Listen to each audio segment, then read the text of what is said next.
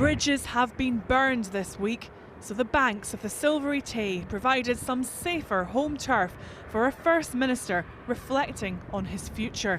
Oh wow, what a view. This is class, isn't it? The hard hat felt appropriate as Humza Yousaf headed to a housing development.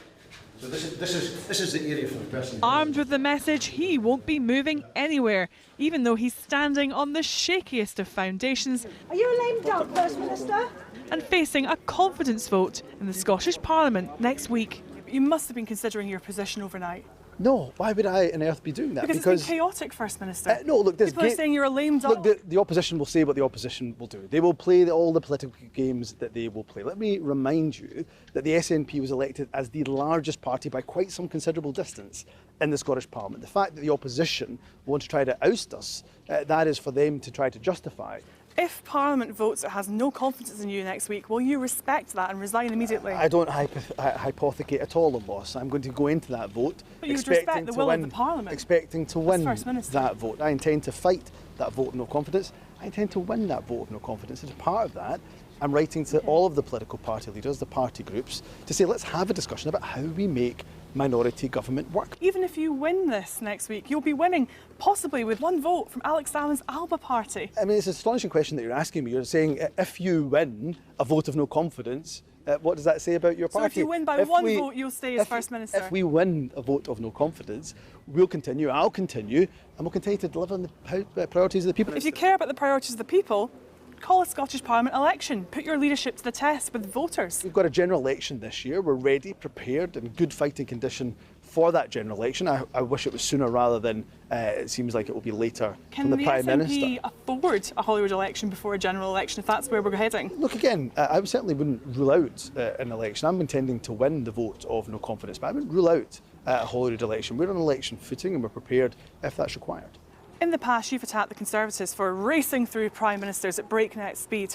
Are you at risk of becoming Scotland's Liz Truss?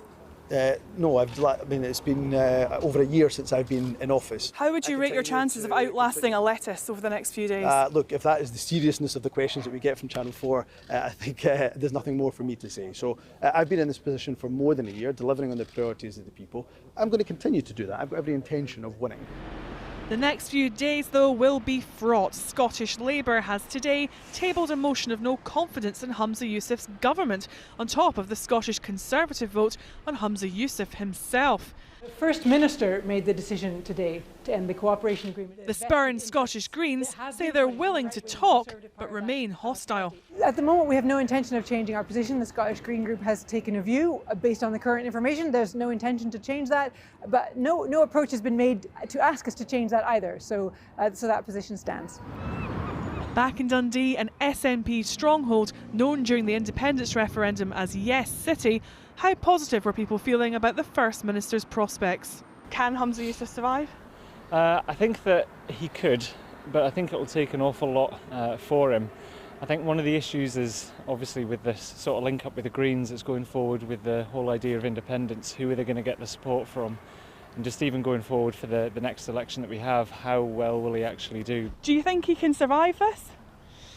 I've got a funny feeling he will. To be honest with you, I'm not sure who else there is. I think he's got a tough job. I think anybody does, so I don't know if anybody could make a better job, to be honest. Do you think he can survive? Well, I hope he doesn't, but that's my personal opinion, but I don't know what I hope he doesn't, because, as I say, they've done too much damage in the last 14 years. There could still be a bit of road left now for Humza Yousaf if he succeeds in staggering through the next few days. Catherine Sampson reporting. Well, Liz Lloyd was Chief of Staff to Nicola Sturgeon when she was First Minister of Scotland, and she joins me now live from Hollywood. Thank you very much for coming on the programme, Liz Lloyd. I think you wrote yesterday, this is either the making of Humza Yousaf or the breaking of him. I can see how it might be the breaking of him. How is it the making of him? Well, I'm not sure when I said that I was expecting it to come so fast to this point.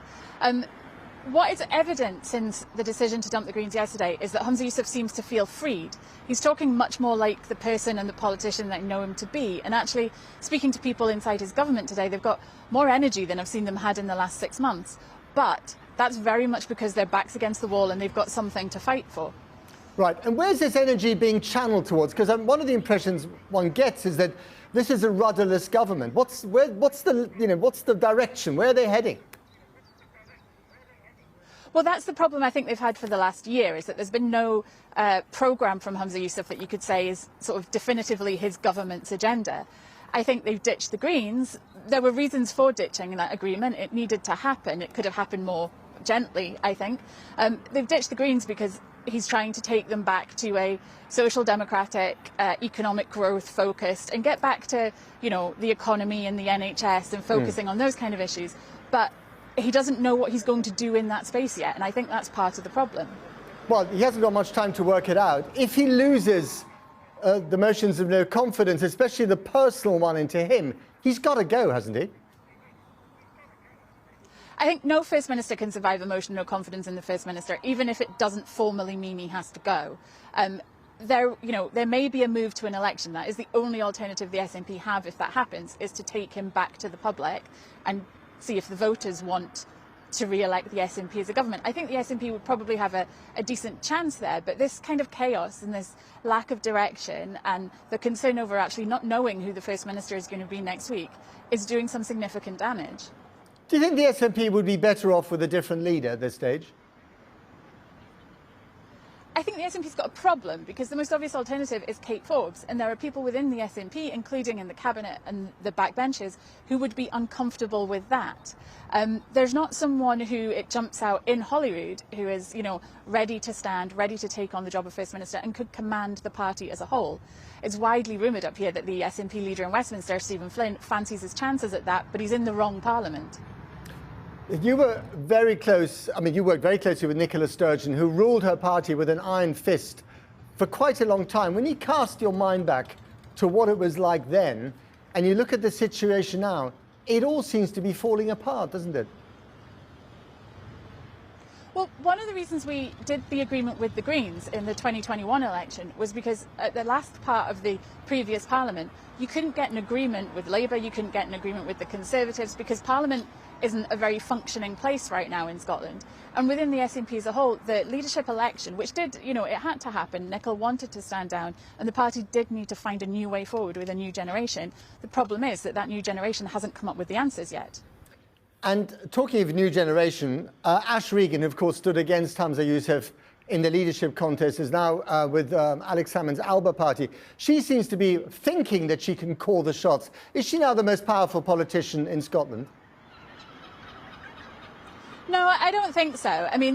She has that one vote, but actually the person who is still in office as First Minister and who has the power to decide whether he needs that one vote is Humza Yousaf. Now, I wouldn't be surprised if the SNP don't, work their way around all parties this week in negotiations and then just try and end up either taking the initiative and resigning or staring everyone down. And just in 10 seconds, if you had to put money on the idea of Humza Yousaf still being the First Minister, at the end of the month, would you? Or next month, maybe? I think that would be reckless. I'm not a betting woman, so I'll hang on to my money either way. Very wise. Liz Lloyd, thank you very much indeed.